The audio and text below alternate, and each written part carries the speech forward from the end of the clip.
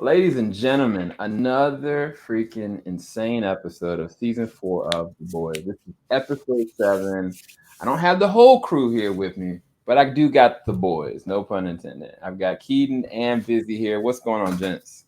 What's good? How y'all doing? What's up? What's up?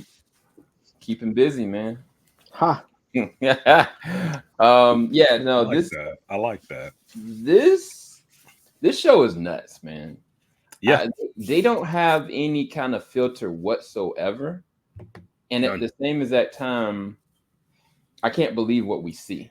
Like I really can't. Like there are times we watch this and I'm like, man, what is actually happening? Yeah. How did we get here? Um, and there wasn't any moral conscience in this episode either, because Becca was not present. It was literally just Negan throughout with Butcher. Yeah. I did like the fact that we got some resolve with Kamiko and Frenchie, but out of necessity. Yeah.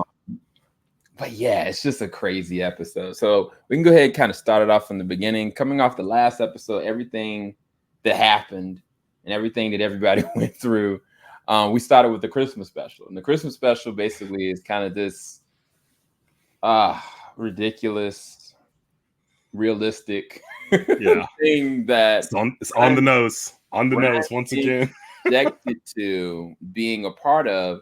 And I think, like you got those child actors that are trying to make in their way, and he kind of was like listening to. He's like, wait. I don't agree with any of this. I don't know about any of this. And Ryan was like, can I talk to my dad? And Ryan tried to reach his dad, couldn't reach him, and eventually Homelander kind of caught him on the whim because Homelander's dealing with his own house in disarray. Like he doesn't have any kind of control whatsoever with the Seven, what they're capable of, what they're going to do. We'll talk about the Seven or the lack thereof the Seven in a little bit. But he basically told Ryan, like, dude, suck it up and just deal with it. Do it for me. That's all he said. And it was like, bro, like soon as you start breaking under pressure, you start breaking up everything around you, which is the most essential thing is the relationship with your son, and you're losing that. You are not the dad of the year, unfortunately. So, as far as the beginning and how they progress Ryan's character, you guys want to talk towards that a little bit? Before we dive into that, I do want to say that I did like the use of the puppets in that situation because it really reminded me of what they were doing with Gen V when it was showing I think it was Sam, right? Every time Sam kind of went crazy, Yeah, he would see the puppets. So I don't know if it's kind of based off of what they were doing there. I know what he saw was a whole different television show, but it was like the same stylized puppet. It was just really, it was like a Muppet, it was funny. But I did like that they did that because it was clearly on purpose. But as for his character, I think it's really cool that he had time to actually, he's by himself. He doesn't have Homelander hovering over him, which he has had every single time he's been in the spotlight, because it seems like Homelander's trying to kind of helicopter parent and kind of get the spotlight that he wasn't able to have as a child or something like that. Because as we know, this man was locked up in a cage, and Ryan gets to actually have a childhood. So I don't know if that's part of the reason why he's always babysitting him, but like this was the first time Ryan was left alone with his thoughts uninterrupted. So I did like that because I feel like it's extremely necessary for that to happen in order for his character to progress. Yeah, I really liked it just because like I think Ryan is hitting this point where like I feel like anytime any person that you have any relationship with, whether it's friendship, whether it's family, there's always like a moment where you see who they really are and what their motives are and what kind of person they are. And I think Ryan has finally seen that with his biological father with Homelander. I think he's starting to see like, okay, I don't really think this guy cares about me. He's basically a bully. I actually do want to help people. He's not concerned at all with that because Homelander's in the middle of his own meltdown because everything's kind of coming to the head. It's like this episode before what's going to be a wild season finale, I know. And so I really do like that he's coming to this like everything's kind of coming to fruition where it's him making the choice to be a better person, because the way that this whole thing played out with him, I'm really interested in seeing where it goes, because I think Ryan just took a big step in the correct direction.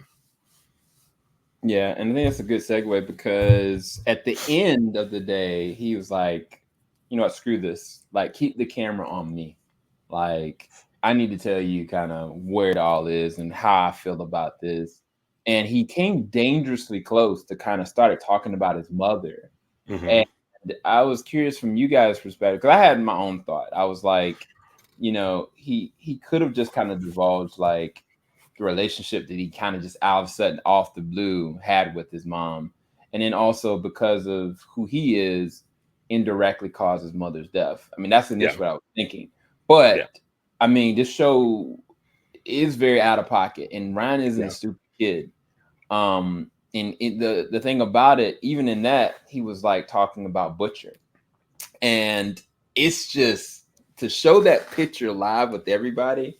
And he knew for a fact his dad was going to see it, but he had enough wherewithal to stop himself.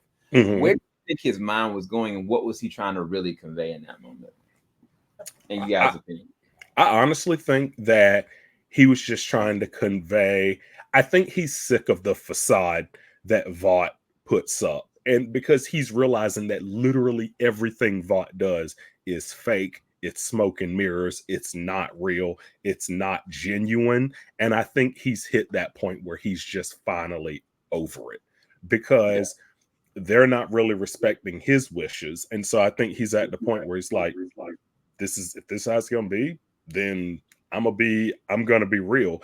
And I think it does reflect the way that a child would think, where they kind of like want to take control of some aspect of their life, and they're like, all right, I'm making this decision right now. Honestly, my biggest surprise was that they kept the cameras rolling. Like, I thought, like, I would, and he says keep the cameras rolling, like, who would listen to that? And so I was honestly really shocked that they didn't just cut the feed right then. And I think a lot of it too, I really loved that he got the picture of Butcher and Becca as a Christmas card.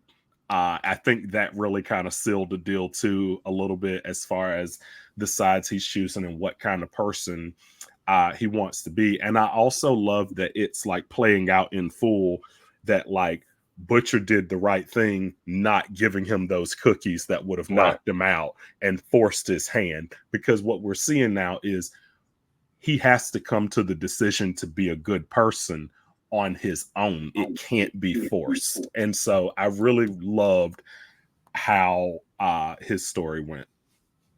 Yeah, that's really interesting, because the thing about it, I don't know what's going to happen moving forward with Ryan and with Butcher, because Butcher is at a moot point. Like, his inner demon is literally about to take over now, because he's incapacitated. Like, he was like, nah, like, you got to control the boy. And he was like, see, this is why I did the right thing. And then he just passed out, and you could see Jeffrey D. Morgan's character just smiling over him. And you know, we've seen him take over Butcher's body for self-preservation. So as far as with Ryan, I think the real reason why they didn't stop it is because Homelander gave him a little bit of control. When he started allowing Ryan to kind of be the person to oversee his own destiny a little bit and kind of bully people around, I think they were like, dang, if I do stop it, Homelander's going to be pissed, because they don't know if this is something that Homelander set up. So I think that's why they didn't stop it. But Busy, what was some of your thoughts on Ryan this episode? So I'm truly waiting for something to happen for him to snap. I mean, I think it's just bound to happen at this point.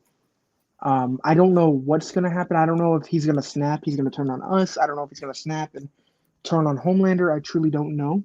But I mean, it's just bound to happen, because he's at the point where he's seeing everyone in his life kind of do what they want when they want. And I think, especially with the teachings of Homelander, with him telling him that the humans don't matter and it's literally just like the soups that matter, I think there's going to be a point where Ryan's going to sympathize with the humans, but at the same time just kind of explode and just not know how to control any part of his emotions. I really don't know. I don't know. I think the whole thing is just weird because he was in a situation, yeah, they were hiding, but Becca was a really good parent. And then he just swapped over to the most unhealthy situation. So his headspace right now is just ridiculous. So I feel like he's just, as a character, probably one of the most unpredictable characters because of the fact of how the last year or two has been for him. So I don't know where it's gonna go. I'm nervous. Yeah, see, it could either go Brightburn or Superboy, and it's it's a little concerning.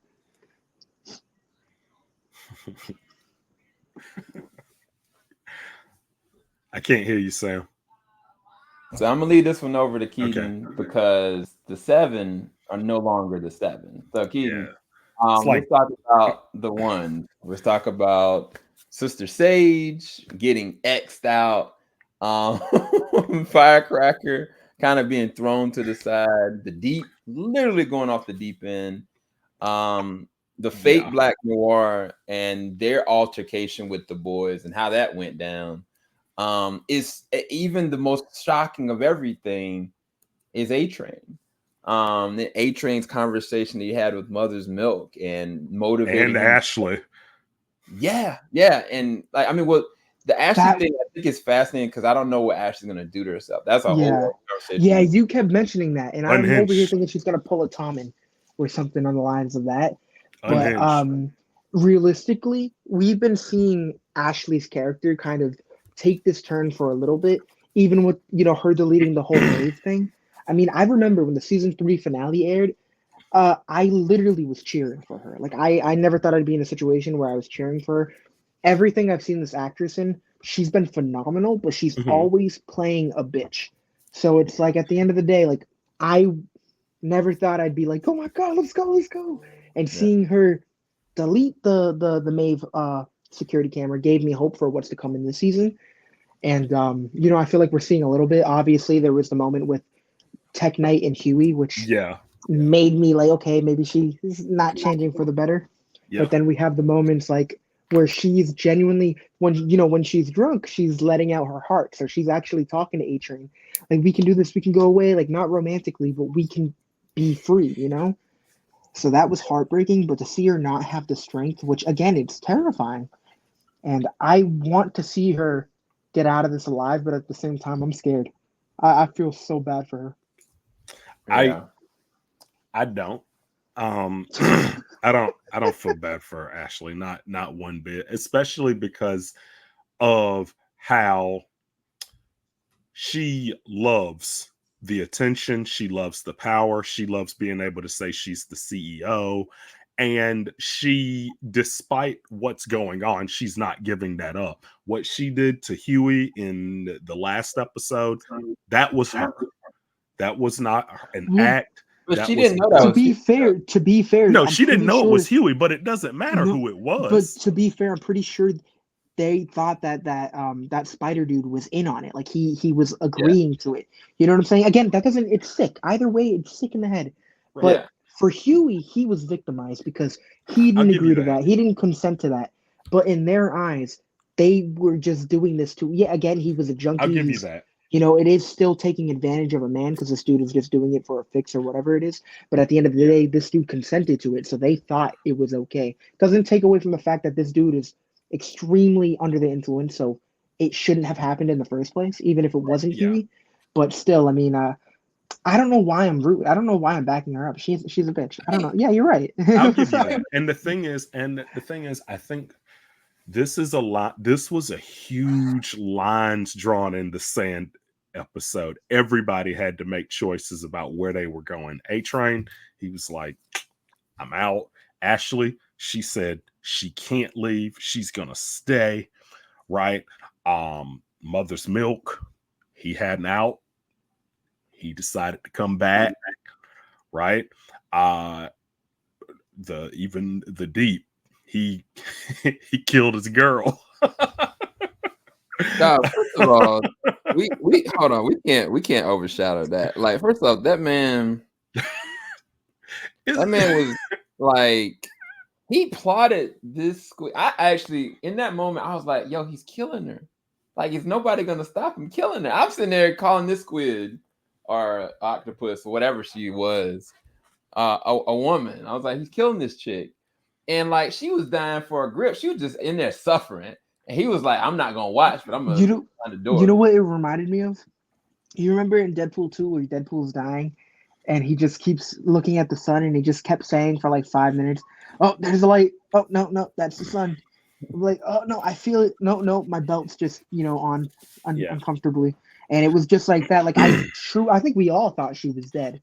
But then it would go silent and then she was like, oh, it's so hard to breathe. And then it would go silent. And she was like, "Oh, please give me." They kept bringing it back. They kept bringing it back. Yeah, her last thing he was stuck thinking about it. I love you, and then she was just done. And it's the crazy thing about her dying is all she did was like brought up like, "Yo, I know you screwing this other chick. Like, I know it."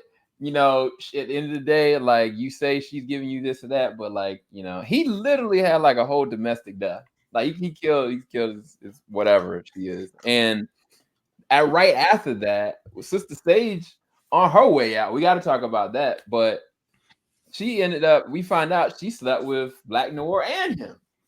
And like, and she just walked away like, yeah, I'm out. Sorry. And he realized right then and there, like, dang, I just feel this no reason. I think all of this is still going to come back. There's plenty of fish in the sea. I think all of it's still going to come back around because, like, a lot of people still got to get justice. Like, yeah, I respect everything A-Train's been doing this season, but we still can't forget what he did to Popclaw in season 1, right? Like, he's still like the Deep isn't the only one killing their girlfriends in the 7. That's all I'm saying. I feel like A-Train, though, he's gone through a lot. He basically lost his relationship with his brother, got his brother crippled, had a heart attack, and technically, this is everything that's happened in season 3, right? Right. Yeah. He hasn't even fully recovered to the point that it took him a whole season to even run at the speed he's capable of without thinking he's about to die. Like, the man at this point is literally living under a rock. He's still his girlfriend. Whatever. I'm not. He ran through somebody's girlfriend. I'm not negating. No, that. I'm talking about his girlfriend, Popclaw. No. I mean, I know that. I know that, but I'm saying, at the end of the day, the man has gone through some stuff at this point.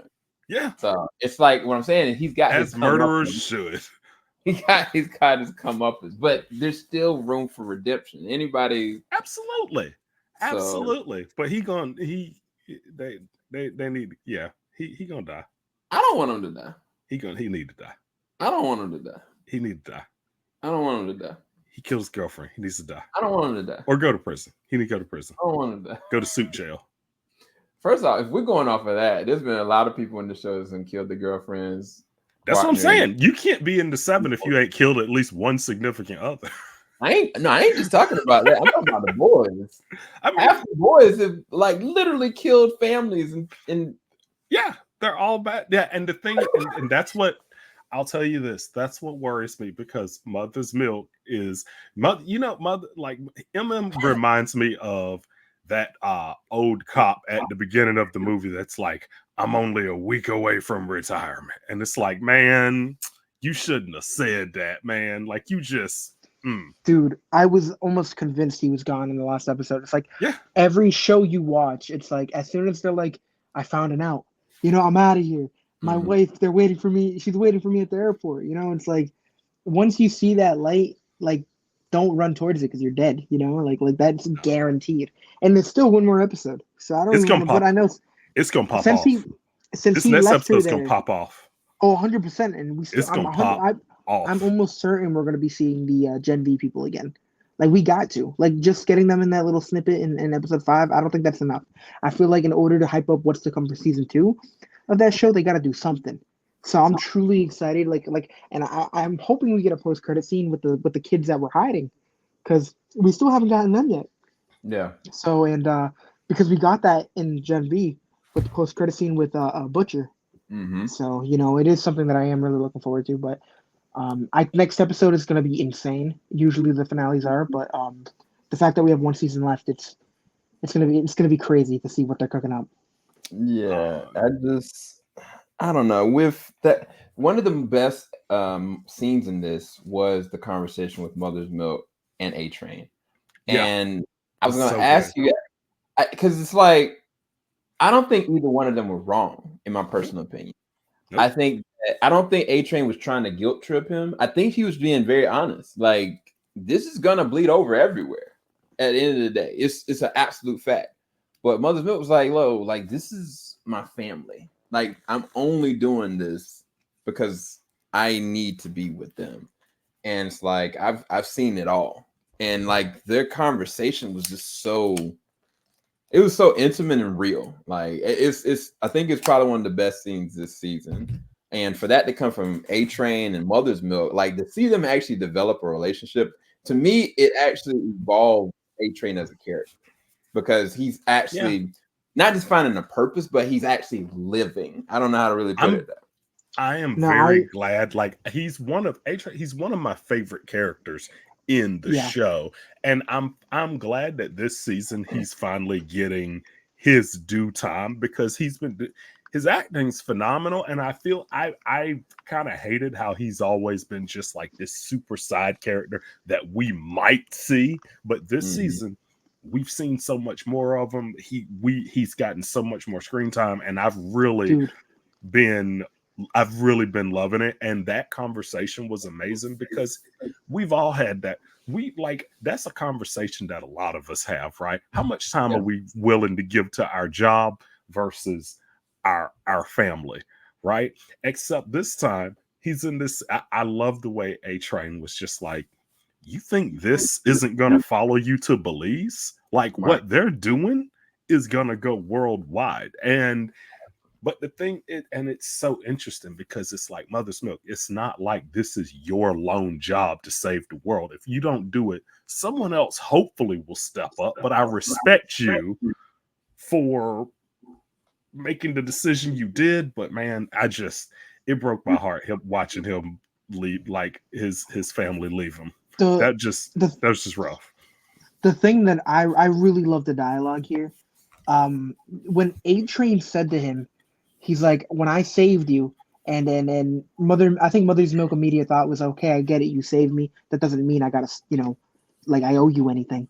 But he didn't stop there. He was like, when I saved you, a child saw me, and for the first time, I wasn't doing it for the crowd. I was doing it because I saved somebody without anyone else knowing except for like one person. Like he made a difference.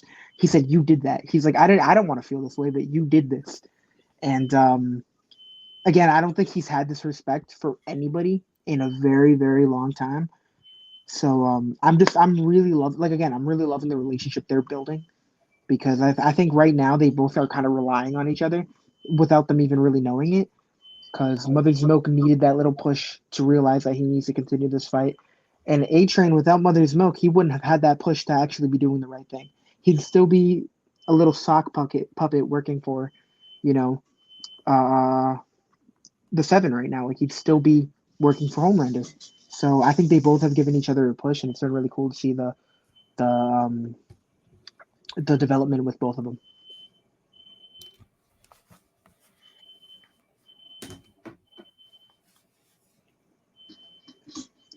I don't know what we're doing right now. But still, I mean, I really think that A Train is a character that throughout time, again, he's been extremely hated, I guess is the right word. I feel like a lot of people really hated him in the beginning. A public enemy number one to the audience. Mm-hmm. I mean, from that very first episode when he just went through Huey's, went straight through Huey's girlfriend and then showed no remorse. I think that was the thing. Then showed no remorse because the Seven are just basically untouchable movie stars, right? And so, and this has been, but just like everything else with Vought, it's all just completely and act. It's all smoke and mirrors. It's all fake. It's all unhinged madness. And so I really do love how they have shifted it to, instead of them doing everything they can to remain in the 7, it becoming, how the hell can I get out of here? Yep. And I do love it coming full circle, because it's an absolute meltdown right now, because I really do think what's happening is everybody that has plans is being pushed out, because there's one person that is all powerful and completely unhinged. Sage is gone. Whatever her plan was is gone. Unless it's out the like, it's like, look, I don't know what this was her plan. Unless, right, because she's a chess player, right? And so for all we know, she's been the puppet master with all of this, for all we know. And then Victoria Newman, she has her plans. Huey went and spoke with her and tried to plead with her, and it just didn't happen. She has her plans. And then there's Homelander, who is just slowly melting away. And I think what's going to happen is, I think he's going to snap, because no one can stop him. If he wants to be overlord and ruler, there's literally no one right now that can stop him. There's not a single person out there that can. And I think that's where we're headed towards. I think it's gonna, I have a feeling this next season of The Boys is going to be extremely different than any of the other seasons, because I don't know what's going to happen with this season finale. I just need to wait. Because I got a feeling, like, with the plans to like kill the president and all that, I'm like, oof, the president don't got superpowers. If they want him gone. Kind of interesting. It's been kind of interesting to see that. And I feel like we were seeing some of these representatives realize how crazy Homelander was when they were like, what is your plan? What is your plan? And this dude did not have an answer. None. Because at the end of the day, this dude wants to think he's like super wise. He wants to think he has a brain, but he's all bronze.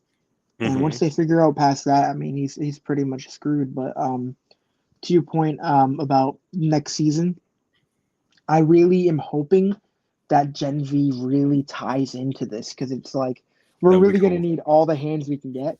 All hands on deck. And all hands on deck. And again, we kind of saw what God, I'm so bad with names. The Bloodbender. What's her name? You saw Gen V, right? Yeah. The Bloodbender. You guys know who I'm talking about. Yeah. We saw what she was capable of.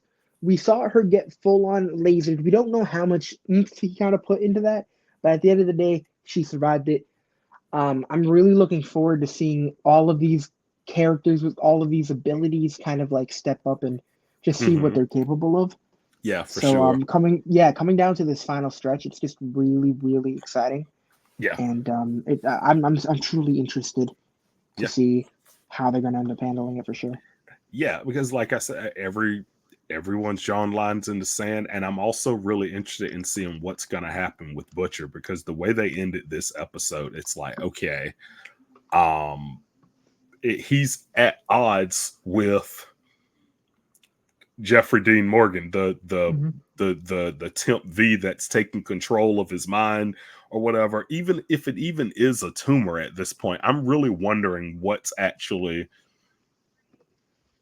going on. I'm really interested in seeing what happens there. And it says, I got a feeling this season finale is going to be absolutely bonkers.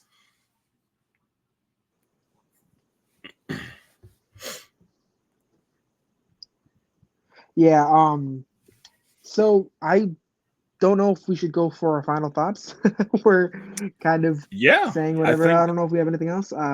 Our boy Sam is editing or something. I think MIA. He's, MIA for now. I think Homelander didn't like the way he was talking about him. But I think, do you have any last thoughts you want to get out there? Once again, I'm going to give this episode an A. I thought it was really well done. I really liked how They are, I love this build up. And of course, they're building up everything for this final episode, which I think is going to be off the wall. And so I really love that they've done that. And so I'm really looking forward to seeing where they head. But this season has been really great. It's been gratuitous for sure. From whatever end, it's been gratuitous. One thing I didn't mention is what happened with Annie and the shapeshifter swapping places with her. I'm really interested in seeing what I forgot all about that. What happens with that. That was really interesting. And bro, and she did all that stuff with Huey too. So that's weird. Yeah. And so I'm really interested in seeing how that goes. That was rough because I wasn't even thinking about when the lady just came up and took the selfie with her, like she asked to touch her. I wasn't even thinking about it. And so that was good placement for sure. Yeah. Good writing. Yeah. I didn't catch it. I wasn't even thinking about it. I didn't catch it. And so I always love when they do a flashback of something. I'm like, what?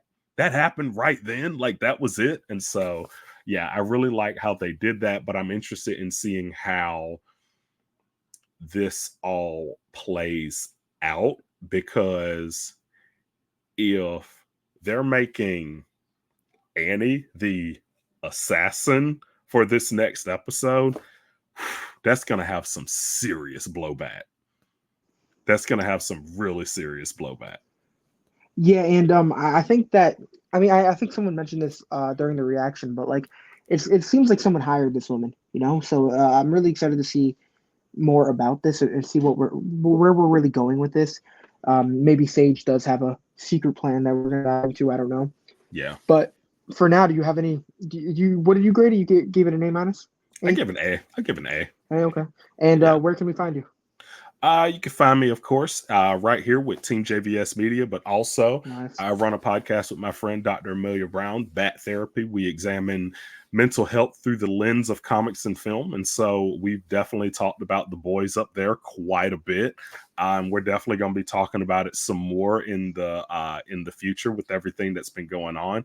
But you can find us at bat-therapy.com. You can also just search for us anywhere you listen to podcasts. If you type in Bat Therapy, you'll find us. All right. And of course, TeamJVS.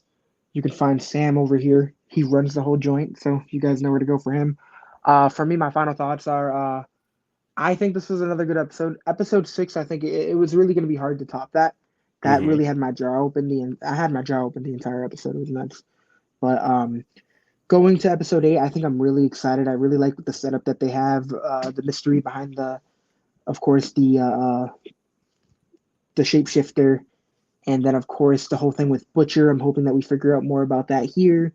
We have Ryan close to, kind of his breaking point, and then on top of that we have the Sister Sage, which I'm sure they're not just going to cut her out. We have more with her, I'm sure. And then on top of that we have the Gen V kids, which I'm sure we're going to be diving more into that.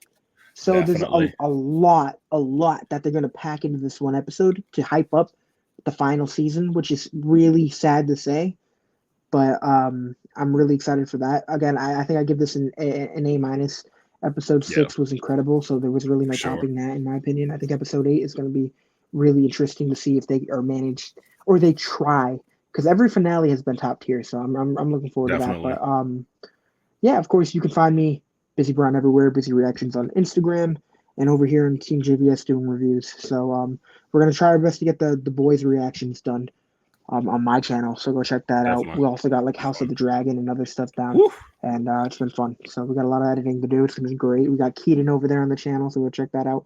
Oh yeah. But yeah. So for now, I guess that's pretty much it. Thank you guys for watching. Yeah, we'll be chatting with y'all again for the finale. Yeah, I don't know how Sam plays his cool outro, so we're just going to pretend it's playing. Peace out, guys. Yeah. Later.